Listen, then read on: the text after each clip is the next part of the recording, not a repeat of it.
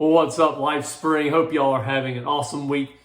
First off, in case you missed it on Sunday, we now have the opportunity to go from being renters of our current facility to owners of our current facility. We have the opportunity, and we are actually now almost a week under contract on our current building. We're getting an amazing deal on it, and so we're excited for that. That's an incredible step for permanency for us. It's a great strategic move, and it's a wise financial move. So I want to encourage you sometime today, if you haven't already done so, head on over to lifespringnc.com/forthe1, and it will give you all the details of what's happening, why we're making that move, and what you can do to be a part of it. Incredibly exciting. To me, it is one of the top three strategic moves that we've ever made in terms of excitement. Right up there with going from portable to permanent, and then launching Sean and his launch team out just a couple weeks ago. So that's super exciting. So lifespringnc.com/forthe1. Speaking of For the One, we started that series on Sunday, and we talked about being a church that makes Jesus accessible to the one. And over the next few weeks, we're going to be talking about really the heartbeat of our church and what it means to be a church that is for the one, that exists to reach people that are far from God and give them the opportunity to follow Jesus. And so on that note, on the idea of making Jesus accessible to the one, I want us to think about this.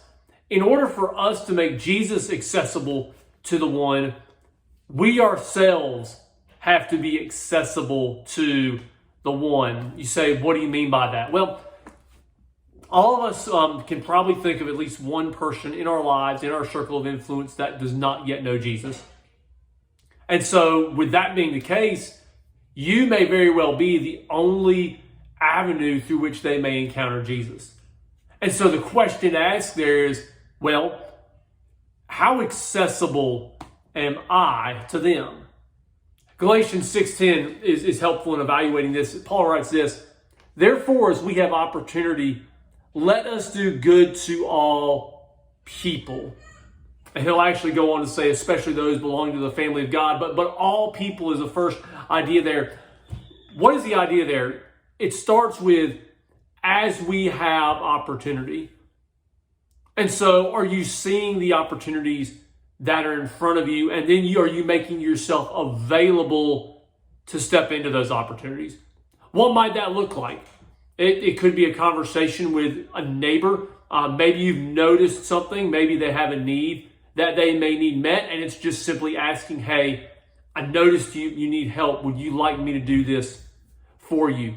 It may be noticing a coworker just seems really, really down, and just asking, hey, I just really want to know, how are you doing? Noticing something's different and then stepping in to that opportunity. It may be overhearing a conversation at school where, man, a fellow student is going through a deeply painful, maybe even traumatic time, and then simply offering, hey, I heard that you were struggling. Can I pray for you? And just stepping into that moment. To be accessible is ultimately to be available to the one. And I know as somebody who is naturally kind of introverted and honestly a little shy and often tends to be a little lone wolfish, that can be a little intimidating. So what do? Well, first off, I would encourage you just simply to pray this prayer. And this has been super helpful for me, and I can promise you if you pray it, it will work. But the prayer goes like this: God, help me to go slow enough to see the opportunities you place in front of me to show or share your love today, and give me the courage to step into those moments. And if you pray that prayer, I can promise God will give you eyes to see the opportunities. And if you'll step into those opportunities, I promise He'll give you the courage to do so. And that will make you available to the one, accessible to the one, and ultimately through you, it makes Jesus accessible to the one. So I hope that encourages you today. I hope it challenges you.